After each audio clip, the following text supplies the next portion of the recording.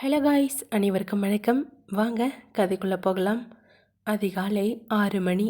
ஜமீன் மாளிகையின் அந்த பெரிய அறையில் ஜன்னல் திரைசீலைகளை தாண்டி சூரிய ஒளி வீராவின் முகத்தில் விழுந்தது. முந்தைய இரவு கைல்வெளி கொடுத்த அந்த அன்பின் அயற்சியில் வீரா ஆழ்ந்து உறங்கிக் கொண்டிருந்தான். அவன் முகத்தில் ஒரு ஆழமான அமைதியும் தன் காதலை அடைந்து விட்டோம் என்கிற திருப்தியும் தெரிந்தது. தூக்கத்திலேயே வீரா தன் கையை மெத்தையின் மறுபக்கம் நீட்டினான். கயல்வெளியின் கதகதப்பை தேடுகிறது அவன் கை. ஆனால் அங்கே மெத்தை சில்லென்று இருந்தது. சற்றென்று ஏதோ ஒன்று குறையவே அவன் இதயம் படபடக்க, கண்கள் படீர் என்று திறக்கின்றன. வீராவின் குரல் கரகரப்பாக மாற, கயல், சின்னி, எங்கடா இருக்க? அவன் மெதுவாக எழுந்து அமர்ந்தான். அறை முழுதும் அவனது கண்கள் தன்னவளை தேடின. பாத்ரூம் கதவு திறந்து கிடந்தது. அவள் அங்கில்லை. அவன் மெல்ல எழுந்து நேற்று அவள் அமர்ந்திருந்த அந்த இடத்தை தொட்டு பார்க்கிறான். அங்கிருந்த அவளது வாசனையை மட்டும் காற்றில் உணர்கிறான். அவன் கண்கள் சிவக்கத் தொடங்குகின்றன. ஏதோ விபரீதம் நடந்துவிட்டது என்று அவன் மூளை எச்சரிக்கிறது. தன் சட்டையை சரி செய்தவன் ஆவேசமாக வெளியே வந்தவன், கயல்விழி, கயல்! வீராவின் கர்ஜனை அந்த மாளிகையின் தூண்களையே அதிர வைத்தது. மாடியிலிருந்து அவன் கீழே இறங்கி வரும் வேகம் ஒரு பசியுள்ள வேங்கை மலை உச்சியிலிருந்து பாய்ந்து வருவது போல இருந்தது. ஹாலில் ஸ்ரேயாவும் அவள் அம்மாவும் டீ குடித்து கொண்டிருந்தனர். வீராவின் கோலத்தை பார்த்ததும் அவர்கள் கையில் இருந்த டீ கப் கீழே விழுந்து விட்டது. ஸ்ரேயாவின் அம்மாவோ, வீரா, என்னப்பா இது? காலங்காத்தால எதுக்கு இப்படி கத்திட்டு வர?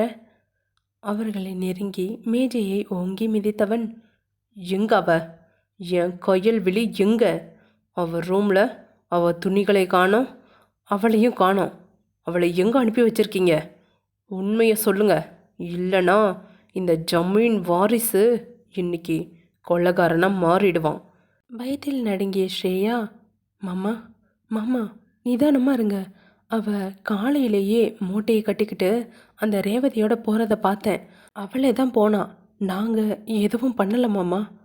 ஸ்ரேயாவின் கழுத்தின் அருகே கையை மடித்து சுவற்றோடு அழுத்தி கரகரப்பான குரலில், அவளே போயிருப்பாளா? அவ ஏன் போகணும்? நேற்று ராத்திரி அவ கழுத்தில் நான் கட்டின தாலிக்கு உயிர் கொடுத்துருக்கேன்டி. அவ இப்போ என் சரி பாதி, என் மனைவி. என் உயிரையே எனக்கே தெரியாமல் இந்த வீட்டை விட்டு வெளியே போக விட்டுருக்கீங்க. நீங்கள் 2 பேரும் உயிரோடு இருக்கணும்னு நினச்சா அவள் எந்த பக்கம் போனான்னு சொல்லுங்க. ஸ்ரேயாவின் அம்மாவோ தாலி கட்டிவிட்டான் என்ற அதிர்ச்சியில் அதை சமாளிக்கும் விதத்தில், வீரா, அவள் ஒரு வேலைக்காரிப்பா. உன்னை பற்றி அவளுக்கு தெரியும். நீ தாலி கட்டினாலும் இந்த ஜமீன் குடும்பம் ஏற்றுக்காதுன்னு பயந்து தான் அவள் நகை நட்டையெல்லாம் எடுத்துக்கிட்டு ஓடி போயிட்டா.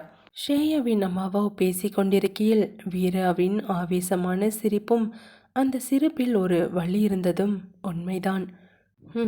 நகை, அவ நகைக்காக என்கிட்ட வரல.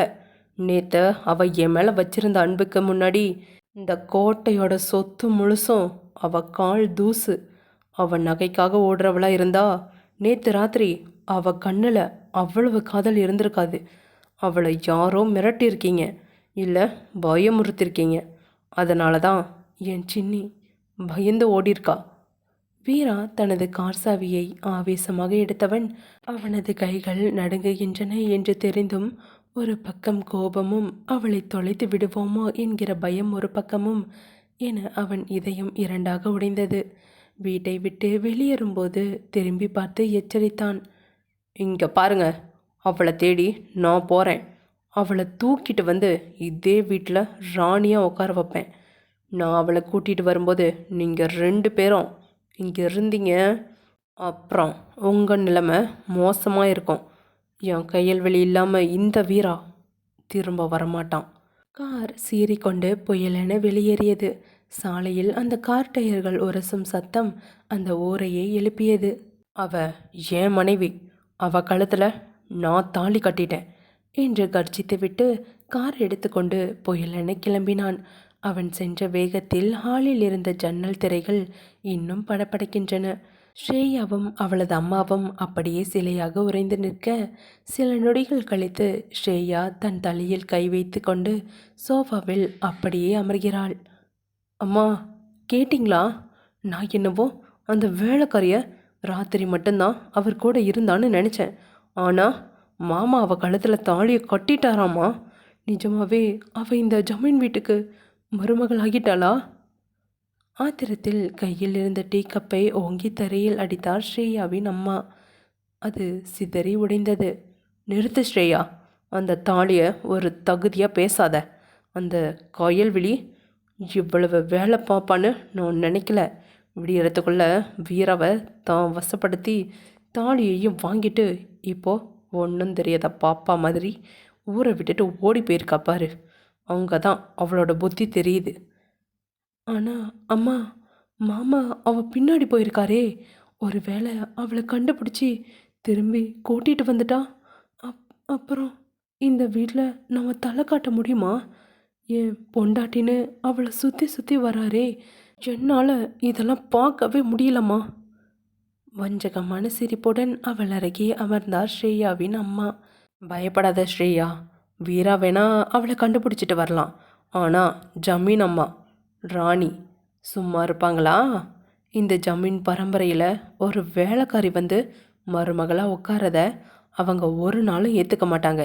வீரா போனது ஒரு விதத்தில் நல்லது தான். எப்படிம்மா சொல்கிறீங்க? அவன் அங்கே தேடிட்டு இருக்கட்டும். அதுக்குள்ளே ஊரில் இருந்து வர்ற அத்தைக்கிட்ட, அதான் உங்கள் ராணி அத்தைக்கிட்ட நாம் விஷயத்தை எப்படி சொல்லணுமோ அப்படி சொல்லுவோம். உன் பையனை அந்த கையில் மயக்கி தாலியை கட்ட சொல்லி இப்போ நகையெல்லாம் திருடிட்டு ஓடிட்டான்னு அவங்க மனசில் நஞ்ச விதைப்போம். பெத்த தாயே அவளை வெறுத்தா வீரா எவ்வளோ போராடினாலும் ஒன்றும் பண்ண முடியாது. கண்களில் ஒரு குரூரமான மின்னலோடு ஸ்ரேயா, கரெக்டுமா. அவன் அவளை கண்டுபிடிச்சி இழுத்துட்டு வந்தாலும் அத்தை அவளை வீட்டுப்படி ஏற விடக்கூடாது. கயல்விழி, நீ தாலியை வேணா வாங்கியிருக்கலாம்டி. ஆனால் இந்த ஜமீன் வீட்டு அந்தஸ்தை நான் உனக்கு கிடைக்க விட மாட்டேன். நீ எங்கே இருந்தாலும் உன் நிம்மதியை நான் சிதைக்க போகிறேன். வீரா அதிவேகமாக காரை ஓட்டி கொண்டிருக்கையில் சாலைகள் வெறிச்சோடி கிடந்தன. அவனது கண்கள் சாலையை பார்த்தாலும் மனது மட்டும் நேற்றைய இரவின் நினைவுகளில் சிறைப்பட்டிருந்தது. கார் ஸ்டேரிங்கை பிடித்துள்ள அவனது விரல்கள் நடுங்கின.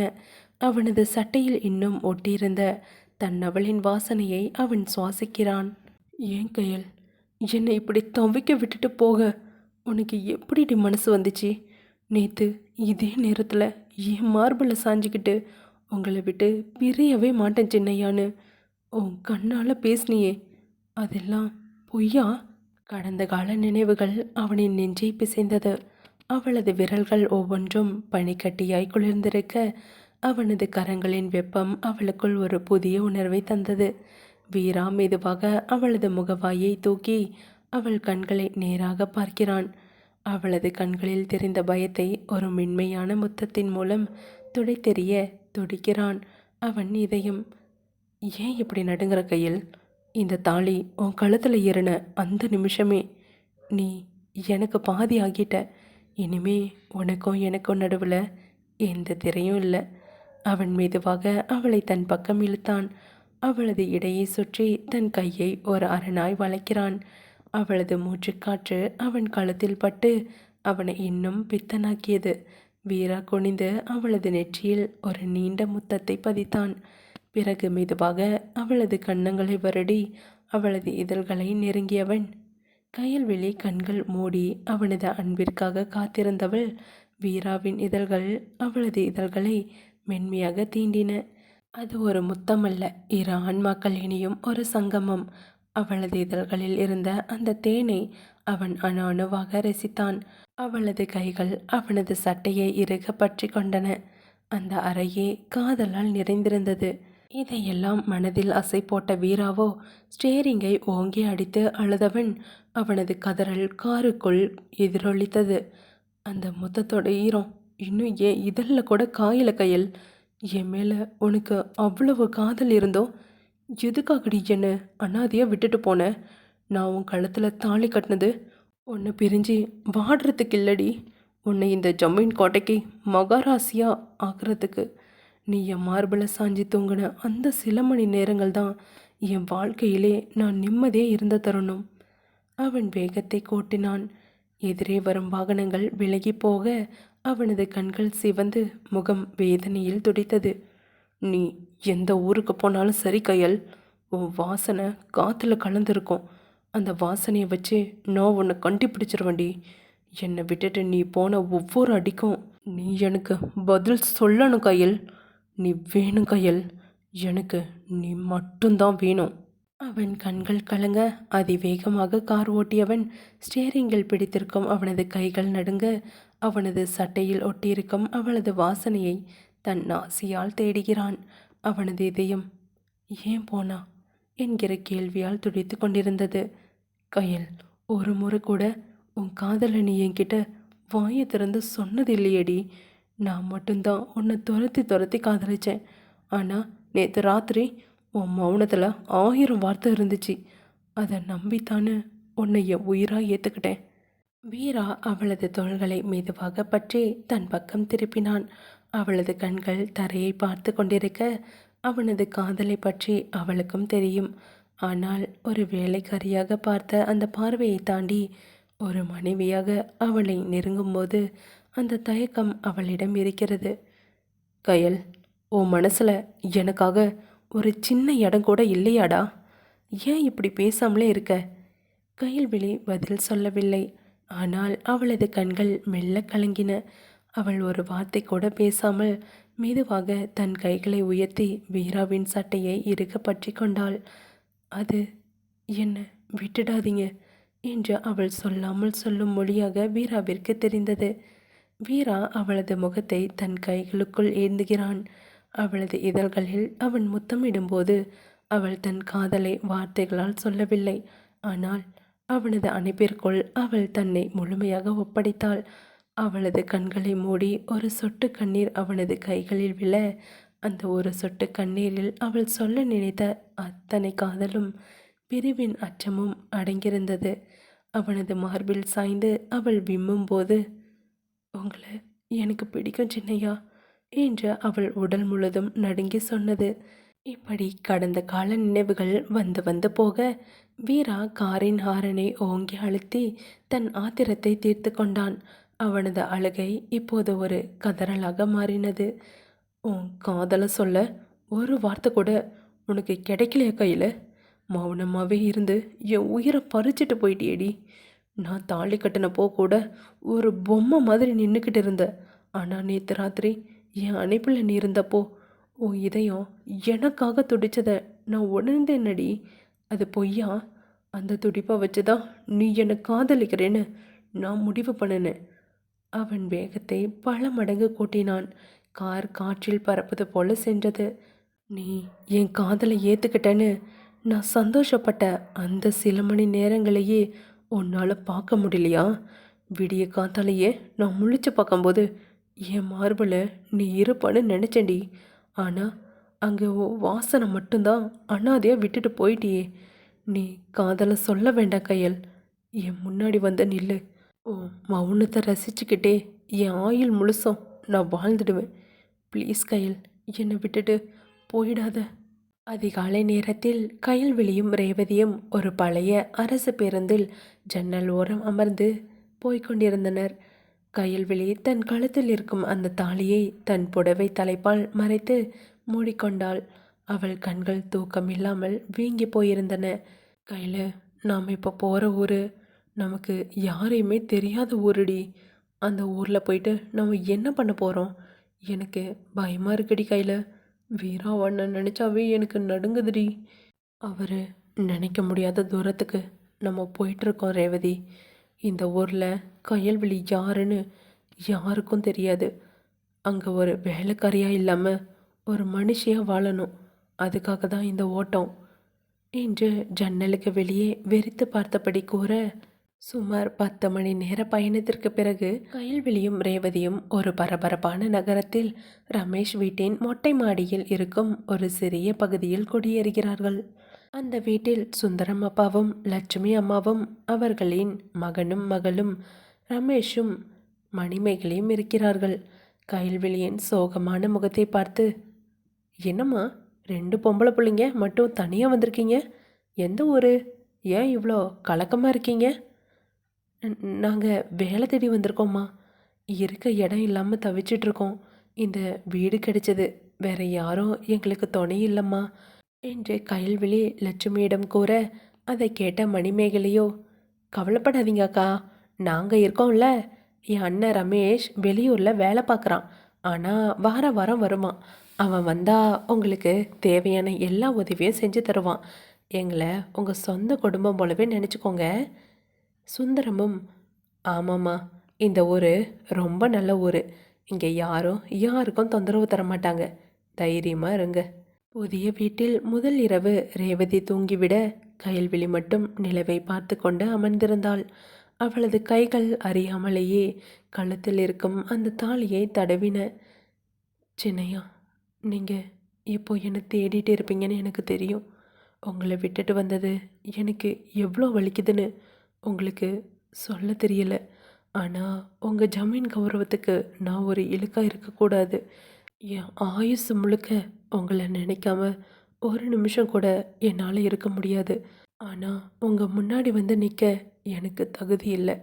என்னை மன்னிச்சிருங்க சின்னையா. அந்த புதிய ஊரின் அமைதியிலும் அவளது மனதுக்குள் வீராவின் கர்ஜனையும் அவன் கொடுத்த அந்த முத்தத்தின் ஈரம் மட்டும் அழியாமல் அப்படியே இருந்தது. தான் ஒரு அனாதை என்று நினைத்த அவளுக்கு லட்சுமி அம்மாவும் சுந்தரம் ஐயாவும் ஒரு ஆறுதலை தந்தார்கள். ஆனால் வீராவின் இடத்தை நிரப்ப யாரால் முடியும்? கயல்விழி தன் கல்லூரி தேர்வுகளை எழுதி முடித்துவிட்டு ஒருவித நிம்மதியுடனும் அதே சமயம் வீராவின் நினைவுகளுடனும் இருந்தாள். ரேவதி அந்த வீட்டிலேயே சமையல் வேலைகளை செய்து கொண்டு கயலை ஒரு குழந்தை போல பார்த்து கொண்டிருந்தாள். ஒரு ஞாயிற்றுக்கிழமை மாலை நேரத்தில் நகரத்தின் விளக்குகள் ஜொலிக்க தொடங்க கயல்விழி மொட்டை மாடியில் நின்றபடி தூரத்தில் தெரியும் சாலையை பார்த்து கொண்டிருந்தாள். அந்த சாலை தன் ஊருக்கு போகுமோ? அந்த சாலையில் வீரா தன் காருடன் வருவாரா என்று ஏக்கம் அவள் கண்களில். அப்போது வெளியூரில் இருந்து வந்திருந்த ரமேஷ் கையில் ஒரு காஃபி கப்புடன் மொட்டை மாடிக்கு வந்தான். யார் அது? எங்கள் வீட்டு மொட்டை மாடியில் புதுசாக ஒரு தேவதை நின்றுட்டுருக்கு. கயல்விழி திடுக்கிட்டு திரும்பி பார்த்தாள். ரமேஷை பார்த்ததும் சற்று தயங்கி பின்வாங்கினவள், மன்னிக்கணும், நாங்கள் இங்கே மேலே வாடகைக்கு வந்திருக்கோம். லட்சுமி அம்மா தான் இருக்க சொன்னாங்க. ஓ, அப்படியா? Okay okay. நீங்கள் தான் அந்த புதுசாக வாடகைக்கு வந்தவங்களா? அப்போது ஃபோனில் அம்மா சொன்னாங்க. ஆனால் நீங்கள் இவ்வளோ அழகாக இருப்பீங்கன்னு சொல்லலையே. நான் ரமேஷ், லட்சுமி அம்மாவோட பையன். வெளியூரில் வேலை பார்க்குறேன். இன்றைக்கி தான் வந்தேன். சரிங்க என்று கயல்விழி கிளம்ப எத்தனிக்க, ஏன் இவ்வளோ பயப்படுறீங்க? நான் ஒன்றும் கேட்டவன் இல்லை. நீங்கள் எக்ஸாம் எழுதி முடித்ததை மணிமேகலை சொன்னான். என்ன படிக்கிறீங்க? உங்களுக்கு ஏதாவது ஹெல்ப் வேணும்னா தயங்காமல் கேளுங்க. இந்த சிட்டி உங்களுக்கு புதுசு இல்லையா? இல்லைங்க, பரவாயில்ல. ரேவதி இருக்கா, அவளும் நானும் பார்த்துக்குவோம். நான் வரேன். அவள் போவதையே பார்த்து கொண்டிருந்த ரமேஷ் பின்னாலிருந்து கேட்டான், உங்கள் பேர் கூட எனக்கு தெரியாதே. நின்று திரும்பி பார்க்காமல், கயல்விழி. கயல்விழி கீழே இறங்கி சென்றாள். ரமேஷிற்கு அவளது அந்த சோகமான கண்களும் முகத்தில் இருக்கும் அந்த அமைதியும் ஏதோ ஒரு ஈர்ப்பை தந்தது. ஆனால் கயல்விழிக்குள்ளோ வீராவின் அதிகாரமான பேச்சும் அவனது அணைப்பும் தான் இன்னும் நினைவில் ஆடிக்கொண்டிருந்தது. என்னடி கையில் மேலே யாரோ கூட பேசிக்கிட்டு இருந்த மாதிரி இருந்தது. அது இந்த வீட்டு லட்சுமி அம்மாவோட பையன் ரமேஷான். இப்போ தான் ஊரில் இருந்து வந்திருக்காராம். பார்த்துக்கொடி, அந்த பையன் ஒன்று பார்க்குற பார்வையே சரியில்லை. நம்ம இங்கே வந்தது நிம்மதியாக இருக்கத்தான். வீரானவுக்கு தெரிஞ்சா இந்த வீட்டையே கொளுத்தி விட்டுருவார். அவருக்கு தெரியக்கூடாது ரேவதி, தெரியவே கூடாது. ரமேஷ் ஒரு நல்ல மனுஷனாக தான் தெரிகிறாரு. ஆனால் என் மனசில் அந்த ஜமீன் சிங்கத்தை தவிர வேறு யாருக்கும் இடமில்லடி. இந்த ரமேஷ் பேசுகிறது கூட எனக்கு பிடிக்கல தான். ஆனால் வேறு வழி இல்லாமல் இங்கே இருக்கோம். மொட்டை மாடியில் அந்த சந்திப்பிற்கு பிறகு ரமேஷ் அடிக்கடி கயல்விழியிடம் பேச முயற்சித்தவன். கயல்விழிக்கும் இப்போது பண தேவை இருந்தது. தன் படிப்பிற்கு ஏற்ற ஒரு வேலையை தேட நினைத்தாள். ஒரு நாள் தயக்கத்தை விட்டு ரமேஷிடம் உதவி கேட்க, ரமேஷ், எனக்கு ஒரு உதவி வேணும். நான் எக்ஸாம் எழுதி முடிச்சிட்டேன். சும்மா இருக்க பிடிக்கல. ஏதாவது வேலை இருந்தால் பார்த்து தர முடியுமா உங்களால்? சின்ன வேலையாக இருந்தாலும் பரவாயில்ல ரமேஷ். இதை கேட்ட ரமேஷோ, ம் கயல், இதை கேட்க ஏன் இவ்வளோ தயங்குறீங்க? என் ஃப்ரெண்டு ஒருத்தன் பெரிய சாஃப்ட்வேர் கம்பெனி வச்சுருக்கான்.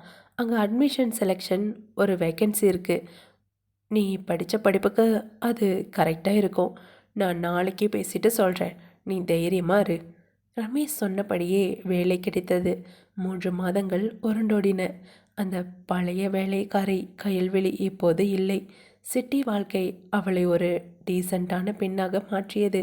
தினமும் காலையில் நேர்த்தியாக சேலை கட்டி நெற்றியில் ஒரு சின்ன பொட்டு வைத்து கையில் லேப்டாப் பேக்குடன் கயல்விழி அலுவலகம் கிளம்புவதை பார்க்கவே ஆச்சரியமாக இருந்தது. ஆனாலும் அவளது கழுத்தில் இருக்கும் அந்த தாலி மட்டும் புடவைக்குள் பத்திரமாக மறைந்திருந்தது. கயலுக்கு தலை சீவி விட்டு கொண்டே, என்னடி கயல், இப்போ பார்த்தா அந்த ஜமீன் வீட்டு வேலைக்காரின்னு யாராவது சொல்லுவாங்களா? பெரிய ஆஃபீஸ் மேடை மாதிரி இருக்க தெரியுமா? ஆனால் ஒன்று, இந்த அலங்காரத்தை அந்த வீரண்ணை பார்த்தா அப்படியே உன்னை தூக்கிட்டு போயிடுவார். அதை கேட்ட கயல்விழி, அவர் கண்ணில் நான் படவே கூடாது ரேவதி. அப்படி ஒரு வேலை நடந்தா அன்னைக்கு என் உயிர் போயிடும். ஏதோ ஒரு நம்பிக்கையில் தான் வாழ்ந்துட்டுருக்கேன். அன்று இரவு கயல்விழி தூங்கிய பிறகு ரேவதி தன் ஃபோனை எடுத்து ஒரு நம்பருக்கு டயல் செய்தாள். அது வீராவின் நெருங்கிய நண்பனும் ரேவதியின் காதலனுமான ரவி. ஃபோனை எடுத்த ரவி, ரேவதி, எங்கடி இருக்கீங்க? 3 மாசமா உன்னை தேடி தேடி நான் சோர்ந்து போயிட்டேன். வீராண்ணா இங்கே ஒரு வெறி பிடிச்ச மிருக மாதிரி சுற்றிட்டு இருக்காரு. ஏண்டி சொல்லாமல் ஓடி போனீங்க? ரவி, எங்களை மன்னிச்சிடு. கயல் நிலமை அப்படி. நாங்கள் இப்போது ஒரு பெரிய சிட்டியில் இருக்கோம். கயல் இப்போது ஒரு கம்பெனியில் வேலை பார்க்குறா. ஆனால் வீராண்ணாவுக்கு மட்டும் இந்த விஷயம் தெரிஞ்சிடக்கூடாது. தெரிஞ்சா கயலை அவர் சும்மா விடமாட்டார். என்னடி சொல்கிற? வீராண்ணாவுக்கு தெரியாமலா? அவர் இப்போது பழைய வீரா இல்லை ரேவதி. கயல் போன துக்கத்தில் குடிக்கு அடிமையாகி அப்புறம் இப்போது வெறித்தனமாக பிஸ்னஸ் பண்ணி ஒரு பெரிய ஆளாக வளர்ந்து வந்துட்டுருக்காரு. ஆனால் மனசு முழுக்க கயல் மேலே இருக்கிற கோபமும் காதலும் தான் இருக்குது. சரி, நீ பயப்படாத. நான் நாளைக்கு யாருக்கும் தெரியாமல் நீ சொன்ன இடத்துக்கு வந்து நேரில் உங்களை பார்க்குறேன். அது வரைக்கும் பத்திரமா இருங்க என்று கூறியவன் யாருக்கும் தெரியாமல் அதிகாலையில் கயல்விழி இருக்கும் வீட்டிற்கு வந்து சேர்ந்தான். கயல்விழியை பார்த்ததும் அவனுக்கு ஒரு பக்கம் சந்தோஷமும் மறுபக்கம் வீராவை நினைத்து வேதனையும் வந்தது. கையில், நீங்கள் வந்து உன் படிப்பை பார்த்துட்டு இப்போ ஒரு வேலையிலையும் சேர்ந்துட்ட. ஆனால் அங்கே வீராண்ணா எப்படி இருக்காருன்னு உனக்கு தெரியுமா? அந்த ஜமீன் கோட்டையே இப்போ ஒரு மயானம் மாதிரி ஆகிடுச்சு. அண்ணா தூங்குறதே இல்லை கையல். எப்போவும் உன் ஃபோட்டோவை வச்சுட்டு பேசிகிட்டு இருப்பாரு. இல்லைன்னா கார் எடுத்துட்டு குடிச்சிட்டு ஊர் முழுக்க பைத்தியக்கார மாதிரி அலைவார். என் கையில், என்னை ஏமாத்திட்டியடி அப்படின்னு சொல்லி சொல்லியே அவர் செத்துட்ருக்காரு. கயல்விழியோ உடல் நடுங்க, கண்கள் தாரை தாரையாக கண்ணீர் சிந்த, ரவி, நான் அவரை ஏமாத்தலை. என் உயிருக்கு மேலே நான் அவரை நேசிக்கிறேன் ரவி. ஆனால் அந்த ஜமீன் கௌரவத்துக்கு முன்னாடி நான் ஒரு வேலைக்காரி தான். நாங்கள் இருந்தால் அவரோட பேருக்கு தான் களங்கம் வரும். நீ நினைக்கிறது தப்பு கையல். அண்ணா உன்னை தவிர வேற யாரையும் மனசால கூட நினைக்கல என்று ரவி கூற, உன்னை தேடி தேடியே அவரோட நிம்மதி போயிடுச்சு கயல். உனக்காக அவர் எதையும் செய்ய தயாராக இருக்காரு. ஆனால் நீ இங்கே இப்படி மறைஞ்சு வாழ்றியே. வீராவின் வேதனையை ரவி சொல்ல சொல்ல கயல்விழியால் தாங்க முடியவில்லை. அவள் இதயம் சின்னையா என்று கதறியது. திடீரென்று கயல்விழிக்கு ஒரு விதமான தலை சுற்றலும் குமட்டலும் எடுக்க, ரவி, ரேவதி, எனக்கு ஒரு மாதிரி இருக்கு. சற்றென்று வாயை பொத்திக்கொண்டு வெளியே ஓடி சென்றவள் வாசலில் நின்று பயங்கரமாக வாந்தி எடுத்தவள். ரேவதியும் ரவியும் பதறிப்போய் அவளிடம் ஓடினார்கள். கையில், என்னடி ஆச்சி? ஏன் இப்படி பண்ணுற? ரவி, சீக்கிரம் வாங்க, வண்டியை எடுங்க. நம்ம இப்போவே ஹாஸ்பிட்டல் போகணும். மருத்துவமனையில் டாக்டர் கைல்வெளியை பரிசோதித்தார். ரவியும் ரேவதியும் வெளியே தவித்து கொண்டிருக்க சில நிமிடங்களில் டாக்டர் வெளியே வந்தார்கள். நீங்கள் தான் கையலோட ரிலேஷனா? ஏன் இவ்வளோ கவனக்குறைவாக இருக்கீங்க? பொண்ணு ரொம்ப பலவீனமாக இருக்காங்க. ரேவதியோ, என்ன டாக்டர் ஆச்சு? ஏதாவது சீரியஸா? ம் கவலைப்பட ஒன்றும் இல்லை. இது சந்தோஷப்பட வேண்டிய விஷயந்தான். கயல்விழி இப்போ கர்ப்பமாக இருக்காங்க. இப்போதான் 3 மாதம் ஆகுது. அவங்களுக்கு முறையான உணவும் ஓய்வும் ரொம்ப முக்கியம். கயல்வெளி மயக்கம் தெளிந்து கட்டிலில் படுத்திருந்தவள் ரேவதி மெதுவாக விஷயத்தை சொல்ல கயல்வெளி அப்படியே உறைந்து போனாள். அவளது கைகள் மெதுவாக தன் வயிற்றை தடவின. அது வீராவின் ரத்தம், அவர்களின் காதலின் சாட்சி. கதறி அழுதவள், சின்னையா, உங்கள் வாரிசு என் வயிற்றில் வளருதுன்னு தெரியாமல் உங்களை விட்டுட்டு இவ்வளோ தூரம் வந்துட்டேனே. இந்த தாலிக்கு அர்த்தம் கிடைச்சிருச்சு சின்னையா. ஆனால் நீங்கள் பக்கத்தில் இல்லையே. நான் இப்போ என்ன பண்ணுவேன்? உங்கள் முகத்தை கூட பார்க்க முடியாமல் என் பிள்ளை வளர்றத நினச்சா எனக்கு வேதனையாக இருக்கு சின்னையா. அதை கண்ட ரவி, கையில் நீ அழாதம்மா. இந்த வாரிசு தான் வீரா அண்ணாவோட உயிர். இந்த விஷயம் தெரிஞ்சா அண்ணா உலகத்தையே உன் காலில் கொண்டு வந்து வைப்பார். ஆனால் இப்போதைக்கு அண்ணா கிட்ட சொல்ல வேணாம். ஜமீனில் இருக்கிற அந்த வில்லிங்க ஏதாவது பண்ணுவாங்க. நான் உன்னை பத்திரமா பார்த்துக்கிறேம்மா. ஜமீன் மாளிகையை விட்டு வெளியேறிய வீரா இப்போது நகரத்தின் ஒரு ஒதுக்குப்புறமான வீட்டில் ஒரு தனிமை சிறையில் இருந்தான். அறை முழுக்க மது பாட்டில்களும் கயல்வெளியின் புகைப்படங்களும் சிதறி கிடந்தன. 3 மாதங்கள் ஓடின. இப்போது வீரா பழைய வீரா இல்லை. தொழில்துறையில் ஒரு மிகப்பெரிய பிஸ்னஸ் டைகூன். ஆனால் அந்த வெற்றியின் பின்னால் இருப்பது கயல்வெளியை தொலைத்த ஆத்திரம் மட்டும்தான். நள்ளிரவு நேரம் வீரா கையில் ஒரு மது கோப்பையுடன் ஜன்னல் ஓரம் நின்றவன். ஜன்னலில் தெரியும் நகரத்தின் வெளிச்சம் அவனுக்கு கயல்வெளியின் முகத்தையே காட்டியது. அவன் கண்கள் சிவந்து முகம் தாடி வளர்ந்து ஒரு வெறி பிடித்தவனைப் போல காட்சியளித்தான். மது கோப்பையை சுவரில் வீசி எறிந்து கத்தினான். ஏண்டி கயல், எங்கடி போன? இந்த வீரா உன்னை தேடாத இடமே இல்லைன்னு உனக்கு தெரியாதா? என் பொண்டாட்டி இல்லாத அந்த ஜமீன் கோட்டை எனக்கு ஒரு மயானம் மாதிரி இருக்குடி. அதான் எல்லாத்தையும் உதறிட்டு இங்கே வந்து கிடக்கிறேன். நீ இல்லாமல் நான் வாழ்கிற ஒவ்வொரு நிமிஷமும் நரகமாக இருக்குடி. அவன் தரையில் சிதறி கிடக்கும் அவளது புகைப்படத்தை எடுத்து ஆவேசமாக பார்த்தான். அவனது கைகளில் இருந்து ரத்தம் கசிந்தது. ஆனால் அவனுக்கு அந்த வழி தெரியவில்லை. மனதிற்குள் ஆக்ரோஷமாக பேசினான். உன்னை நேசிச்சது நான் செஞ்ச தப்பாடி. என் உயிரையே உன் காலுக்கடியில் வச்சேனே. உன் கழுத்தில் நான் தாலி கட்டினது உன்னை தெருவில் விடவா? சின்னையானு என் பின்னாடியே சுற்றிக்கிட்டு இருந்தியே. இப்போ எங்கடி போன? இன்னும் எத்தனை நாளைக்கு தான் நான் இப்படி பைத்தியமாக அலைவேன்? வீரா இப்போது ஒரு பெரிய பிஸ்னஸ்மேன். அவன் நினைத்தால் ஒரு நொடியில் எதையும் சாதிக்கலாம். ஆனால் கயல்வெளியை மட்டும் அவனால் கண்டுபிடிக்க முடியவில்லை. அவனது பிஸ்னஸ் சாம்ராஜ்யம் வளர்ந்து கொண்டே போனது. ஆனால் அவனது மனது மட்டும் அந்த ஜமீன் வீட்டு வேலைக்காரி கயல்வெளியின் காலடியில் இப்போதும் கிடந்தது. கயல், நீ மட்டும் என் கையில் கெட்டுச்ச அன்னைக்கு இருக்குடி உனக்கு. ஏன் என்னை விட்டு ஓடுனன்னு நீ சொல்ல வேண்டாம்.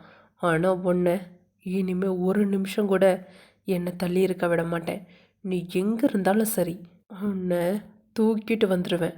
நீ என்னோட சொத்துடி, என்னோடது மட்டும்தான். இதோட இந்த எபிசோட் முடியுது. நெக்ஸ்ட் எபிசோடில் என்ன நடக்க போகுதுன்னு பார்க்கலாம். மறக்காமல் சேனலை சப்ஸ்கிரைப் பண்ணி வச்சுட்டு பாருங்கள் கைஸ்.